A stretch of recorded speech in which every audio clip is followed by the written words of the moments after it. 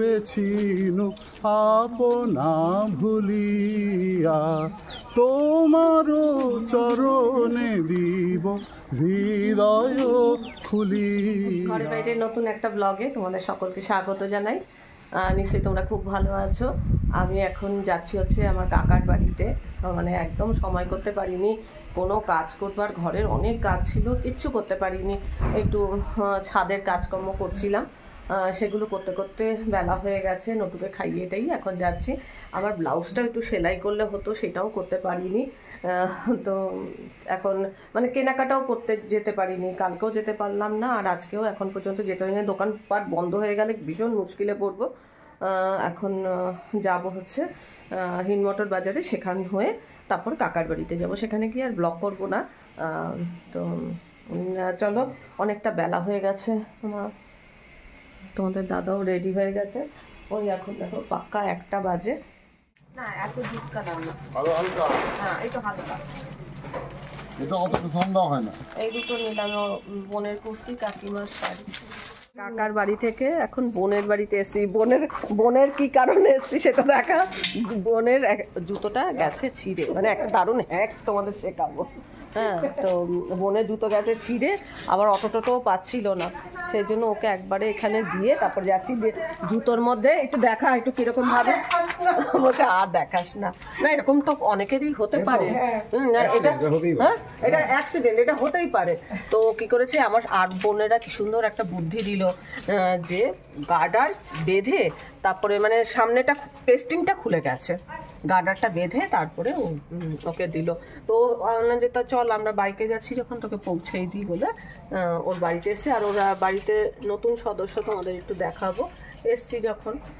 চলো, ওর এই যে সামনেই একটা ঘর হয়েছে, এটা রাস্তা বিকুল। আয় আয় আয়, এই দেখো আমাদের ছোনা বাবু, এই দেখো একটা নতুন বাবু চোনা, বাবু চোনা বাবলি, উনি আমাকে থেকে ভয় পাচ্ছে, আমাকে থেকে ভয় পাচ্ছে। যে বাবু চোনা, দেখো বাবু চোনা, বাবু চোনা তো বাবু চোনাকে দেখে একদম ভুলে আছে আমার পান্তুকে। তো এটা রোগা, খুব রোগা, খায় না কিচ্ছু। হ্যাঁ হ্যাঁ, আর ভয় পাচ্ছে। দেখ আমাকে দেখে, নতুন মানুষ দেখেছে না, ভয়ে কাঁপছে কাঁপছে পুরো।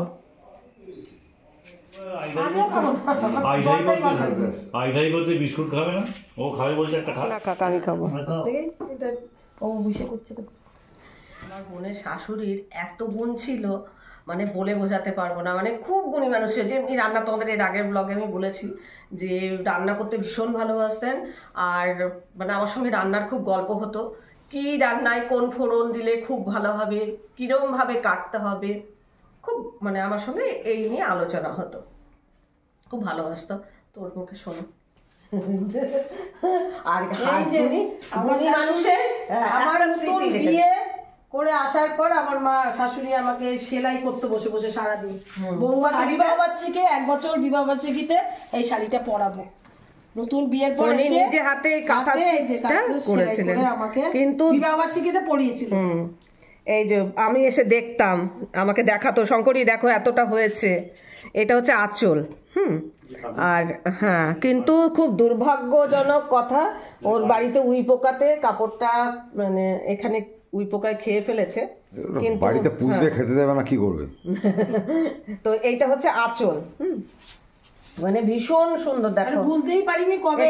এটা এটা একটা মানুষের কত ধৈর্য থাকলে এইরকম কাঁথার কাজ করতে পারে। হ্যাঁ, তো মানে নিখুঁত। তোমরা দেখো পাটা, মানে এটা হচ্ছে পার, দেখো এটা পার। আর সারা বডিতে এই যে এইরকম কাজ। বেশি সময় যদি পেতাম আমি তোমাকেও একখানা বানিয়ে দিতাম, তবে আমাকে একখানা কাঁথা বানিয়ে দিয়েছেন আমার ছেলের জন্য। নতুন কাপড় দিয়েছিলাম, আর খুব খুশি, বলে কেউ তো আমার এরকম নতুন কাপড় দিয়ে কাঁথা বানাতে দেয়নি, আর তুমি প্রথম দিলে। মানে বেশিরভাগ মানুষই হয়তো একটু পুরোনো কাপড়ে কাঁথা তৈরি করতে দেয়, তো উনি মানে কাপড়টাই খুব ভালো ছিল, সেটা বানিয়ে দিয়েছেন। আর রান্নার গল্প বল।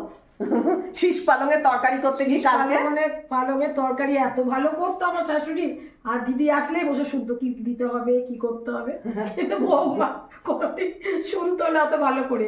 দিদি আমার শাশুড়ির অনেক কিছুই নিয়েছে, করেছেও ভালো, খাওয়ায়ও না। লাস্টে আমাকে বলেছিল লাউ আচারে তেল দিবি লাস্টে, তাহলে শাকটা লাস্টে আচারে তেল দিবি, তেল দেবে, দেখবে খুব টেস্ট হবে। শাড়িটা তোমরা অবশ্যই কমেন্ট করে জানাবে। মানুষটা নেই কিন্তু তার স্মৃতিটা রয়ে গেছে, এত সুন্দর তার কাজ।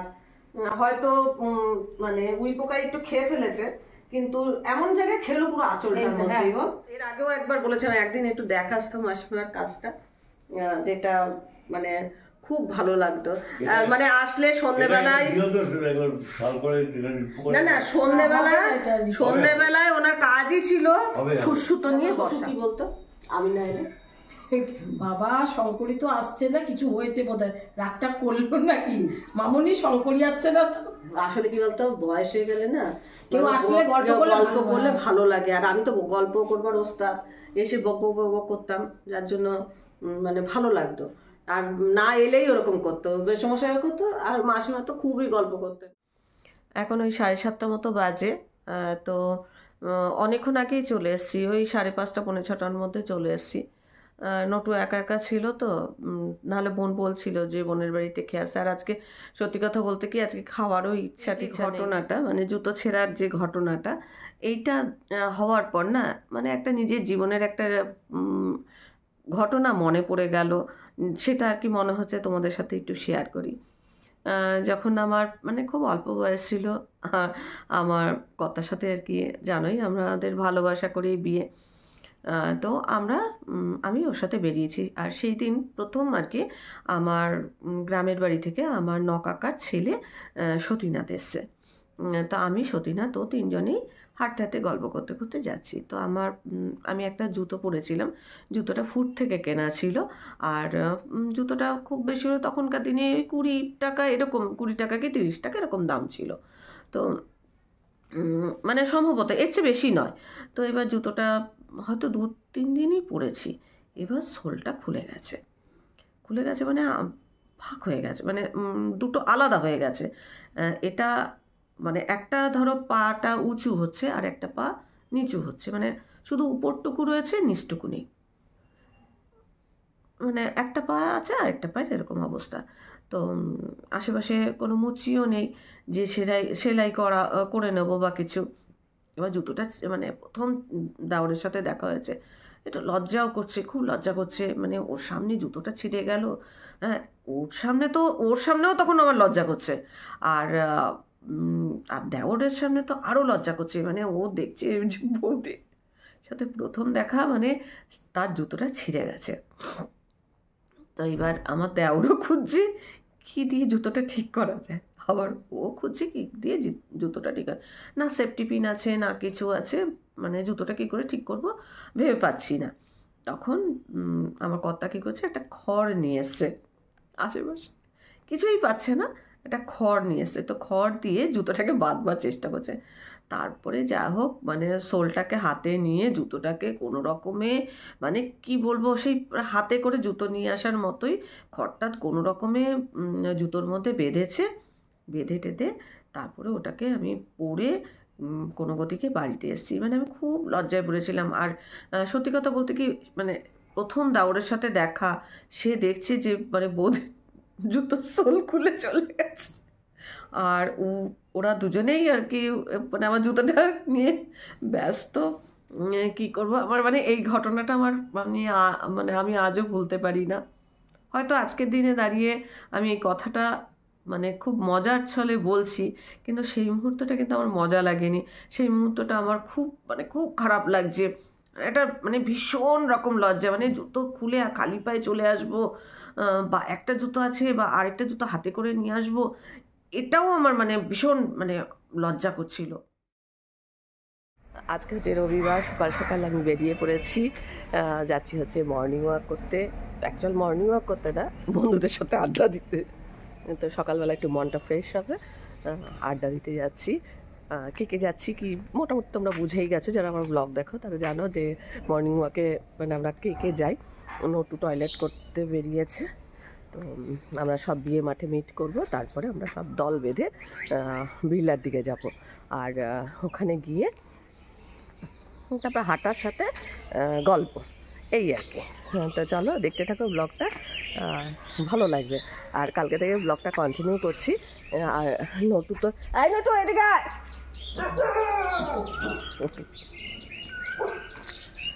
তো চল চল চল চল চল চল চল চল চল। হ্যাঁ হ্যাঁ হ্যাঁ, নতুন মুখ ও রত্না। আর এদের দুজনকে চেনো, কতটা কি হবে তা জানি না, মানে আমরা আর আমি ভিডিও করবো। আমরা দেখো মর্নিং ওয়াক করতে করতে এইখানে এসে আমরা 3 জনে দাঁড়িয়েছি। আর অমিতা বৌদি আসেনি, অমিতা বৌদিকে জোরাজোরি করা হচ্ছে যে অমিতা বৌদি আসবে। তো অমিতা বৌদি না হলে ঠিক আমাদের গ্রুপটা সম্পূর্ণ হচ্ছে না। আর এখানে দেখো সবাই এক্সারসাইজ করছে, ওনারা মানে এনজয় করে, সব থেকে বড় কথা এনজয় করছেন এবং এক্সারসাইজও করছেন, খুব ভালো লাগছে। আর শুভা বৌদি আর রত্না ওরা দুজনে গেছে, মানে আসছে নাকি গো? চলে আসছে, কিন্তু অমিতা বৌদি এখনো আসেনি। তো আমরা একসঙ্গে মিট করব এখানে। আমি বেশি হাঁটছি না, কারণ বেশি হাঁটলে আবার কোমর নিয়ে সমস্যায় পড়বো, আরো হাঁটবো। এখানটা আমরা একটু রেস্ট নিই। বৌদিতে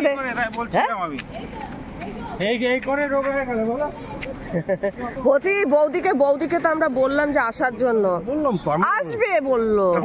হ্যাঁ তুমি নিয়ে যাও, নিয়ে আসো, বৌদি জামা পরে আছে। আজ মনটা ভালো হয়ে যাবে তাহলে। যাও টোটো নিয়ে যাচ্ছি। সত্যি সত্যি কিছু যদি করো তোমরা।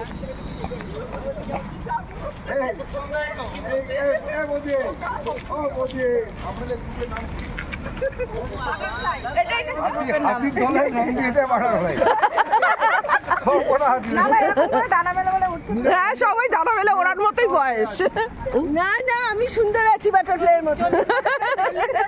আমরা সবাই সুন্দর আছি বাটারফ্লাইয়ের মতো। 40 বছরের পর সবাই আবার ইয়াং হয়ে যায়। হাতির মতো চেহারা, আর নাম দিয়েছে বাটারফ্লাই।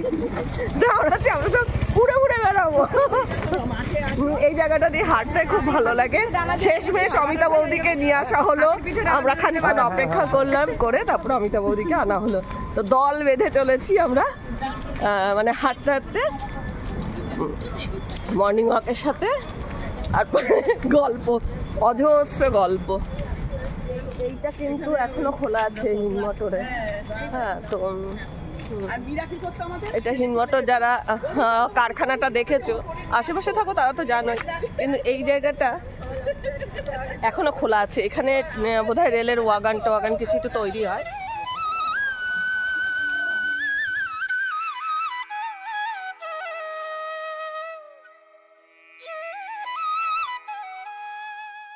বাইরে থেকে এসছেন, খুব ভালো ছিলেন, কিন্তু এমন একটা গ্রুপের মধ্যে উনি পড়েছেন, নিজেকে নষ্ট হয়ে গেছে। বুড়ো বয়সে নিজেকে নষ্ট করলেন,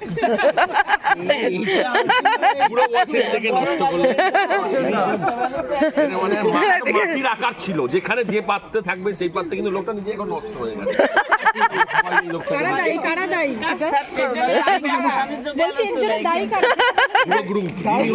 ইনি হচ্ছেন পান্ডা, এই পেছনে আমার আছেন। হ্যাঁ, ও এ হচ্ছে পান্ডা বাবা। আরেকটা জলের মতন লোক পেছনে, অসীমদা, বুড়ো বয়সে বন্ধুত্ব করেছেন। এখানে একটা মাস্টার তো পরে উনি একটা মন্দিরের পাশে একটা বাড়ি করেছেন ভদ্রভাবে, তারপর এদের সাথে আলাপ হয়ে উনিও নষ্ট হয়ে গেছেন।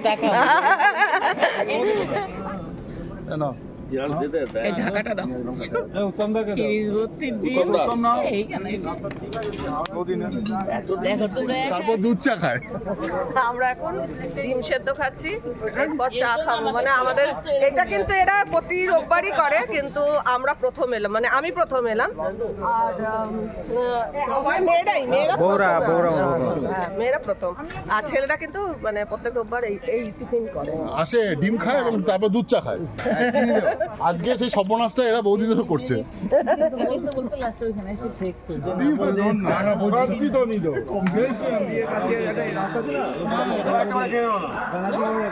আমি খেয়েছি।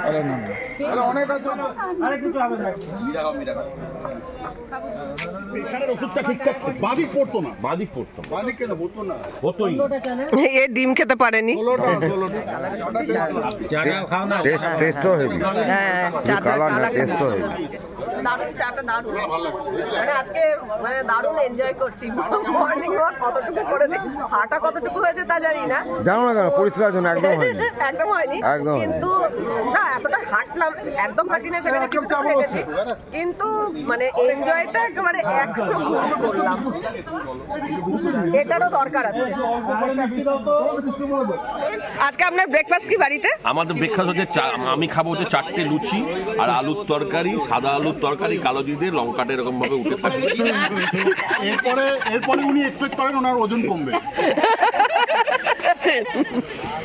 আর মাছ খেলে 3 পিস খায়, না, মাছ খেলে 2 পিস।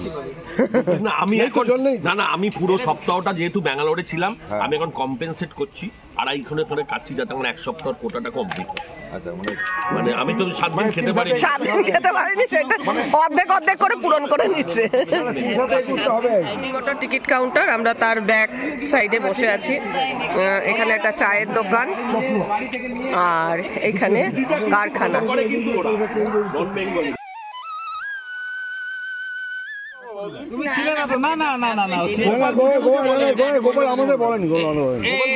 ওদিন সকালবেলা কেউ এলো না, বলেনি ওর গেটের সামনে গিয়ে ফিরে এসছে। আমিও কিন্তু মিস করেছি। রেখা বৌদিকে বলবেন আমাদের উল্টো গালাগালি করছে। আমাদের এখানে তো আড্ডা জমে গেছে, মানে কথা বলতে পারছি না। আর শিলাদা খুব ভালো গান গায়, শিলাদার গান আমরা রিকোয়েস্ট করছি শিলাদাকে গান গাওয়ার জন্য। লাইভ চলছে, শিলাদা গান গাইবে, আমরা শুনতে শুনতে এই পথটা দিয়ে হেঁটে যাব। কতবার ভেবেছি আপনা ভুলি তোমার চরণে দিব হৃদয় খুলিয়া, কতবার ভেবেছি আপনা ভুলিয়া তোমার চরণে দিব হৃদয় খুলিয়া, চরণে ধরিয়া তব কহি গো প্রকাশী, গোপনে তোমার সখা কত ভালোবাসি, চরণে ধরিয়া তব কহি গো প্রকাশী, গোপনে তোমার সখা কত ভালোবাসি, কেহ জানিবে না মোর গভীর প্রণয়, কেহ দেখিবে না মোর অশ্রু বারিচয়, আপনি আজিকে যাবে শুধাইছ আসি, কেমনে প্রকাশী কব কত ভালোবাসি, কতবার ভেবেছি আপনা ভুলিয়া তোমার চরণে দিব হৃদয় খুলিয়া, কতবার ভেবেছি আপনা ভুলিয়া। দারুণ দারুণ দারুণ, মানে সকালটা এত ভালো কাটলো আজকে বলবার নয়, মানে ভীষণ এনজয় করলাম। কিন্তু এই দিনটা যে মানে একদম স্মরণীয় হয়ে থাকলো, আর তার জন্য এই ব্লগটা আর কি মানে সাক্ষী রইল। শিলাদা ভীষণ ভালো গান গায়, ভীষণ ভালো। ফিস্টের দিনও গান করেছিল, কিন্তু শিলাদার গান আমার রেকর্ড করা হয়নি, তো আজকে তাই রিকোয়েস্ট করলাম, আমাদের সকলের রিকোয়েস্টে শিলাদা গান গাইলো। আর এই পথটা মানে একদম এক্সেলেন্ট, এই জায়গাটাও দারুণ লাগছে। কি বলো তোমরা, কমেন্ট করে জানাবে কিন্তু। আর শিলাদার গানের জন্য একটা লাইক অবশ্যই দেবে। তো চলো এবার আমরা হাঁটতে হাঁটতে যাবো বিয়ে মাঠ, তারপরে বাড়ি। তো মানে পুরো বিল্লাটা হাঁটা হলো, মানে ব্রেকফাস্ট হলো। এই আজ মেয়েদের হ্যাঁ এই যে যখন ধর্ম নিয়ে কথা হয় না, বুঝলে বৌদি, যখন ধর্ম নিয়ে কথা হয় আমাদের সনাতন ধর্ম সবসময় ওপেন ছিল। যদি আমি নাম করে বলছি, ওরা এটা হচ্ছে বিল্লার এন্ট্রি আর কি। এতটাই ওরা তো এটা দিয়ে আর কি বিল্লা যে কারখানা সেটা এন্ট্রি ছিল। আমাদের যে শুরু হয়েছে রাজা রামমোহন দিয়ে, যে সতীদাহ বন্ধ করে। চুলটা খুলেই গেছে। এই যে শুভা বৌদি বাড়ি ঢুকে যাচ্ছে, মানে এখন প্রায় 9টা বাজে, এরকম আড্ডা দিতে দিতে বেলা 9টা বেজে গেছে। আর শুভা বৌদির বাড়ি এইখানটায়, ফ্রেন্ডস ক্লাবের কাছে। ব্লু ডাক ডাক ব্লু ডাক। আচ্ছা আমরা ছোট করে যাবো। আমি যাই বাইকে যাচ্ছি, আমি যাচ্ছি।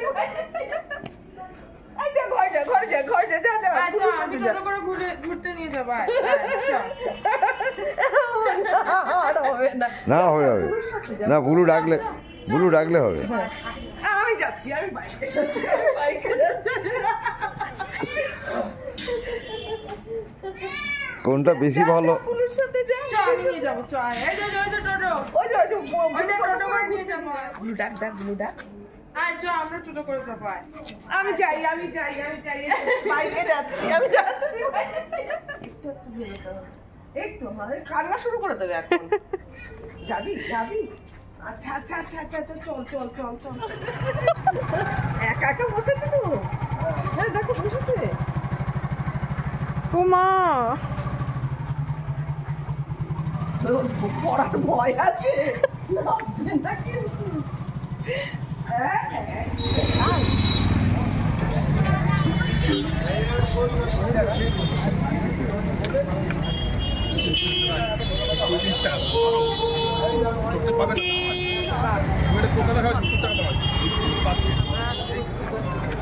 ঘুগনি খেয়েছি, খাওয়ার পর এখন খাচ্ছি হচ্ছে আলুর চপ আর